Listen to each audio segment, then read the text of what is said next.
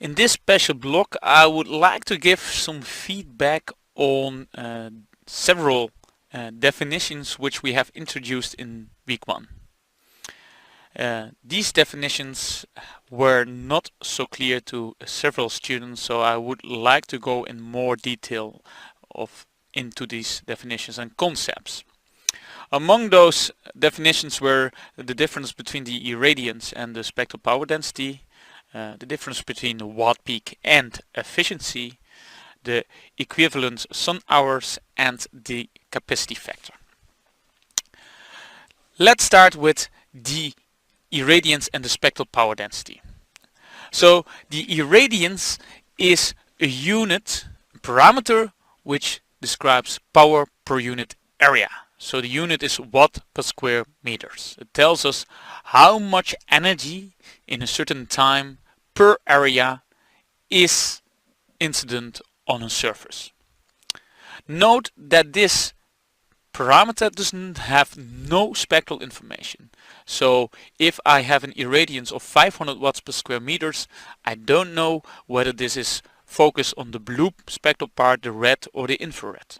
So irradiance only gives the power per unit area. Spectral power density has spectral information. It's the irradiance per spectral width. So if we choose a part in the blue spectrum, we have the spectral power density at a wavelength in the blue. Its unit is then watt per square meters per nanometer. So then per nanometer shows you already we selecting a spectral range. So it has spectral information. So the spectral power density shows whether the light incident on the surface contains more energy in the blue, in the visible, in the red, or infrared. And the relation between both are indicated by the integral over here. I is the irradiance, P lambda is the spectral power density. And if you integrate over the spectral power density, you will get the irradiance. As an example, let's take the AM 1.5 solar spectrum, which you also introduced in week 1, and here you see the spectral power density. Again, it's expressed in this slide in watt per square meters per nanometer. The black line over here shows you the spectral power density. So it means that the irradiance is the surface underneath the spectral power density. So if you integrate this, you get the irradiance. Another concept which I've seen some discussions and questions about on the blog was the difference between watt peak and efficiency. So I would like to explain this by taking as an example, for instance, a solar module with an area of 1.5 square meters. So such a model can have a power output of, for instance, 300 watt peaks. This means that if we put this solar module under standard test conditions, which are 100 watts per square meters at AM 1.5, the module would deliver 300 watts. So watt peak means the amount of power generated by a module or device under standard test conditions. The efficiency is the fraction of solar energy which is converted into electrical energy under standard test conditions again. So as we have discussed, the efficiency is the power coming out of a solar cell divided by the total power of light which we put into the solar cell. So if we now look again at this solar module of 1 square meters, it means that the output on the standard test condition is 300 watts. It's the 300 watt peak. The power which we put in is 1.5 square meters times the irradiance of standard test conditions, which is 1000 watts per square meter. So if we do this calculation, it means that for this example we got 300 watts over 1500 watts. It means that the efficiency of the module is 20%.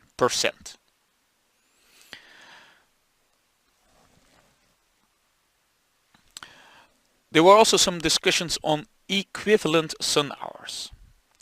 Let's consider the situation that we have a daily irradiation of 3 kilowatt hours per square meters. This means that per day we have a total energy of 3 kilowatt on sunlight which is incident on 1 square meter. We can also express this in power times time. So the power is now, if we consider again standard test conditions, thousands watts per square meters or 1 kilowatt per square meter, times 3 hours.